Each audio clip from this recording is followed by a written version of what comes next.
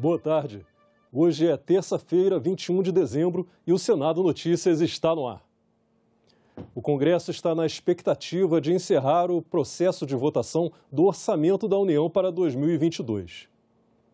A presidência da Comissão Mista de Orçamento chegou a abrir a reunião, mas logo suspendeu para buscar o acordo nessa reunião de líderes que está sendo mostrada nas imagens. A expectativa é que a votação na comissão comece agora à tarde, para depois o projeto seguir para a análise do Congresso. A sessão conjunta marcada ainda para as 2 horas da tarde com os deputados e às 5 horas com os senadores. Em conversa com a imprensa antes da reunião com os líderes partidários, a presidente da Comissão Mista de Orçamento citou alguns destaques do projeto para 2022, já acertado entre os líderes. Segundo ela, quase não há emendas de relator. Os recursos para o Auxílio Brasil foram atendidos e também recursos para saúde e educação. Olha, a educação a gente conseguiu avançar bastante, não chegamos ao 100%, mas muito próximo disso, e achamos que daqui para frente é um marco que eu estou dizendo, que nunca mais vai se abrir uma lei orçamentária sem que trate com respeito à educação nesse país. Então, educação está bem, saúde está bem, ciência e tecnologia estamos retornando o corte, aquele corte linear que foi feito no primeiro momento em todo o orçamento. Tem algumas áreas que não pode ter corte. Então, está colocado que nós vamos ajustar esse pensamento agora e algumas distorções que possam ter acontecido por falta de entendimento ou por os números não terem sido adequados, nós estamos adequando agora na reta final. Por exemplo, conseguimos encaixar a Embrapa, que é um segmento importante, e vamos fazer isso na correção final, mas vamos votar hoje a partir de meio-dia. Auxílio Brasil nós atendemos, emenda de relator quase não existem, porque tivemos que adotar o critério de priorizar as políticas públicas. Tá certo? Foi isso que foi feito. O senador Wellington Fagundes anunciou que R$1 bilhão do fundo eleitoral serão usados na área de educação no orçamento da União do ano que vem. Nós queremos aqui garantir que esse orçamento é o orçamento da educação, da ciência e tecnologia. Conseguimos agora R$1 bilhão do fundo eleitoral para ser também encarreado para a educação. Muitas áreas estão sendo atendidas com aquelas reivindicações mais necessárias. Policiais, agentes de saúde, enfim, o orçamento eu acredito que será um orçamento adequado para o momento que vivemos, que é da retomada econômica, geração de emprego e principalmente a garantia para a população brasileira que nós teremos vacinas, recursos também para a compra de vacinas e também para incentivar a fabricação de vacinas no Brasil. Vamos acompanhar agora ao vivo o senador Marcelo Castro, que está dando entrevista ali próximo à sala da comissão. Ele acabou de encerrar a entrevista, como vimos. Para o senador Isalci Lucas, os recursos garantidos do fundo eleitoral foram um ganho muito grande para o orçamento da educação no ano que vem.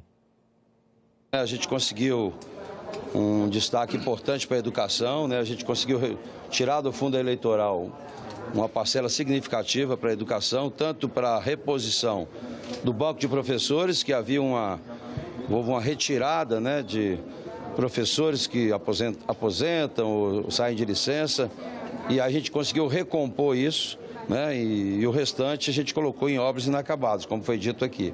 Mas conseguimos também repor os recursos do CNPq, conseguimos mais 100 milhões agora para a Embrapa, né, que é importante também essa matéria. A questão dos policiais federais, polícia rodoviária, foi mantido não o valor integral, mas um valor parcial, depois basta ver a suplementação, mas é possível, né, atender os policiais. Então, acho que foi um ganho muito grande. A economia para o ano que vem também foi o foco da Instituição Fiscal Independente. O relatório de acompanhamento fiscal de dezembro faz uma revisão completa dos cenários macrofiscais para 2021 e 2022, com projeções até 2030. Na semana em que o Congresso promulgou a emenda constitucional que alterou as regras para pagamentos de precatórios e também o teto de gastos e liberou o dinheiro para o pagamento permanente do Auxílio Brasil no ano que vem, a Instituição Fiscal Independente do Senado divulgou o relatório de acompanhamento fiscal de dezembro, com avaliações sobre as estimativas da economia brasileira. Nós fizemos uma série de revisões esse ano, em razão das mudanças de conjuntura, fatos novos que foram ocorrendo, tanto do ponto de vista macro, quanto decisões de política econômica do Congresso Nacional e outras, que acabaram afetando os cenários fiscais e econômicos. Segundo o relatório, o orçamento da União deverá ter 35,5 bilhões de reais de folga no espaço fiscal adicional no próximo ano, mas isso viria às custas de uma deterioração da confiança na capacidade do país de lidar com as contas públicas. A folga fiscal é resultado das mudanças efetuadas pelas emendas constitucionais 113 e 114, que vieram da PEC dos precatórios. Elas mudam a fórmula de cálculo do teto de gastos e limitam o pagamento de dívidas judiciais da União. Pelos cálculos da instituição, o espaço fiscal para 2022 deve ser de 117,9 bilhões de reais. A mudança no teto deve responder por 62% desse valor, 73,2 bilhões de reais, e os 44,7 bilhões de reais restantes virão do novo regime de pagamento de precatórios. O espaço fiscal deve ser ocupado principalmente pelo Auxílio Brasil, estimado em 50 bilhões de reais. Ainda seriam destinados 17,5 bilhões de reais para correção de benefícios da Previdência, 6,1 bilhões para os pisos da saúde e da educação, 4,3 bilhões para outros benefícios assistenciais, 2 bilhões para subsídios, 1,6 bilhão para o aumento do teto dos demais poderes e 900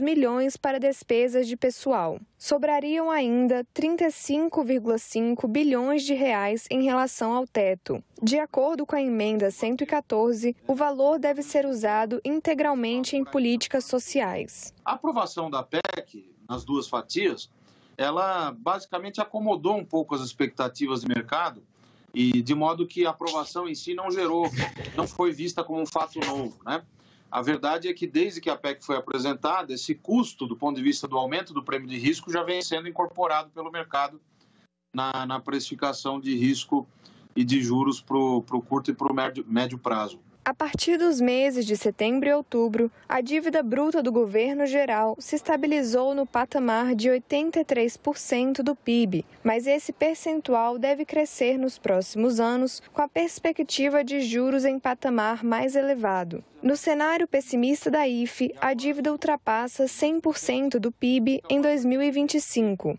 Há sim uma piora permanente da trajetória da dívida, ainda que não seja uma trajetória explosiva nem de insolvência, mas é um nível de endividamento crescente e elevado em relação à média dos países comparáveis, cerca de 30 pontos do PIB superior. A IFE também divulgou a baixa previsão de crescimento do Produto Interno Bruto Brasileiro para o ano que vem, de 0,5%, como resultado da elevação da taxa de juros no país. O quadro econômico, em geral, ele tem piorado.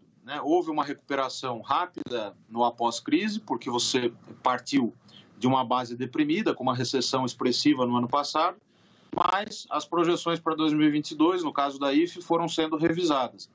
Vejam que em junho, por exemplo, a gente projetava 2,3%, depois passou para 1,7% e agora 0,5%. Então, há uma tendência de crescimento baixo no ano que vem, o que, de certo modo, perpassa todos os indicadores fiscais. Conseguimos recuperar aquela entrevista que o senador Marcelo Castro deu há alguns minutos, ali perto da sala da Comissão Mista de Orçamento. Vamos conferir o que ele disse. Bom, chegamos ao entendimento. A nossa preocupação desde o início, a preocupação do relator e principalmente a preocupação da presidente da Comissão de Orçamento, a senadora Rose de Freitas, sempre foi com cumprir os mínimos constitucionais da saúde e da educação. E, devido à situação da nossa educação, com essa pandemia, os alunos fora de aula, foi preciso um esforço muito grande para dar um plus na educação. Então, o nosso orçamento hoje está aproximadamente 20 bilhões acima do mínimo constitucional. Isso é um feito extraordinário, excepcional, e devemos isso ao conjunto todo dos líderes, mas especialmente à nossa presidente, senador Isalci, que sempre foram muito enfáticos na defesa, eu presente também, como presidente da Comissão de Educação, na defesa da nossa educação. Por fim, teve a discussão do fundo eleitoral e terminamos optando por uma interpretação do relator da LDO, deputado Juscelino, lá do Maranhão, que o fundo eleitoral então corresponderia a 4,9 bi, o que estaria na LDO. E aí, por fim, houve esse entendimento para que o fundo ficasse em 4,9 bilhões de reais. O carinho para a reestruturação das carreiras da área de segurança, senador, é 1,7 bi? Vocês já receberam mais informações de como vai ser isso? Não, ficou a última versão, que eu acho que é a final agora, que nós vamos votar daqui a pouco, ficou realmente em 1,7 bilhões de reais para atender esse aumento dessas carreiras da área da segurança. Mas não se sabe ainda o detalhamento dessas propostas, de como é que vai ser essa reestruturação? Já se sabe, eu não estou sabendo porque o relatório está saindo agora, quer dizer, não foi publicado ainda, eu não tive acesso. Mas o entendimento que nós fizemos é que esses recursos, então, estão assegurados. Muito obrigado, senador. Marcelo Castro. Bem, esse foi o senador Marcelo Castro há alguns minutos explicando alguns detalhes dos entendimentos obtidos na reunião de líderes que teve da Comissão Mista de Orçamento. O presidente do Senado, Rodrigo Pacheco, aproveitou a sessão deliberativa de ontem no plenário, que foi a última do ano, para fazer um balanço da atividade legislativa do Senado em 2021. Durante esses anos de 2020 e 2021, experimentamos o pior momento da vida nacional. Perdemos mais de 600 mil irmãos brasileiros e brasileiras em decorrência dessa doença, dentre os quais os nossos saudosos colegas, senador Harold de Oliveira, senador José Maranhão, senador Major Olímpio, a quem presto sempre as minhas mais sinceras homenagens. Permanecemos trabalhando sob o regime de sessões remotas, a partir do chamado bunker do Prodazem, o que não impediu que tivéssemos, nos primeiros 100 dias desse ano, a maior produtividade de uma sessão legislativa desde o ano de 1995, com a deliberação de 107 proposições pelo plenário em 100 dias. Neste ano, foram aprovados projetos que são de grande importância para o país, sendo que parte relevante deles é especialmente voltada para a mitigação dos impactos da pandemia da Covid-19 na vida da população brasileira. A fim de superar a crise sanitária, criamos condições para garantir e acelerar a vacinação da população, mediante a aprovação do projeto, que autorizou o poder público a assumir riscos de responsabilidade civil nos contratos de aquisição de vacinas durante a pandemia. Merece em destaque o projeto de lei complementar número 10 de 2021, que promoveu mudanças nos critérios de indexação dos contratos de refinanciamentos de dívidas dos estados, a fim de socorrer os entes federativos para que continuassem enfrentando as crises sanitárias e econômica. Destaco também a aprovação da medida provisória número 1061 de 2021, que instituiu o programa Auxílio Brasil, importante mecanismo de transferência de renda destinado àqueles brasileiros em situação de vulnerabilidade financeira.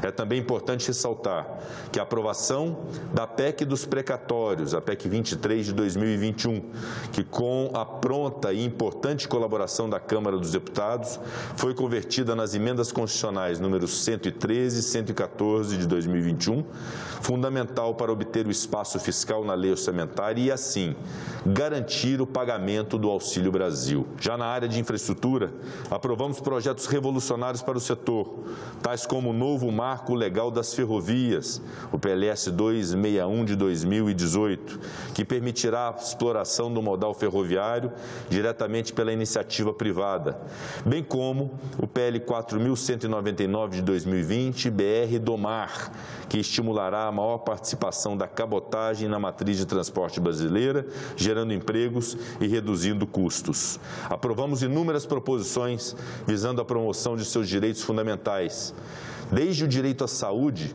como no caso do projeto que permite a oferta gratuita de absorventes higiênicos a mulheres em situação de vulnerabilidade social, até o direito à participação política, a exemplo do projeto destinado a combater a violência política contra a mulher, o PL 5.603 de 2020, e do que estabeleceu um percentual mínimo de cadeiras destinadas às mulheres nas eleições proporcionais. De tudo quanto aqui dito, o compromisso nosso com o combate ao racismo, com o combate à violência contra a mulher, com a preservação dos direitos das mulheres, com uma pauta econômica e de defesa sanitária que nos norteou ao longo desse ano de 2021, eu destaco que não há nada mais importante que o Senado Federal manter-se sempre e permanentemente vigilante, atento, reativo e propositivo na defesa de algo que nos une a todos: o Estado democrático de direito. O Estado de direito que permite que se usufrua das garantias individuais, das liberdades públicas, dos direitos fundamentais, da separação dos poderes, com harmonia entre esses poderes, e da democracia. Ficamos por aqui.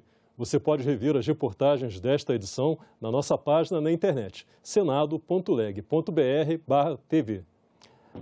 Voltamos a qualquer momento com novas informações ou com a transmissão ao vivo da Comissão Mista de Orçamento. Os senadores já estão se posicionando lá.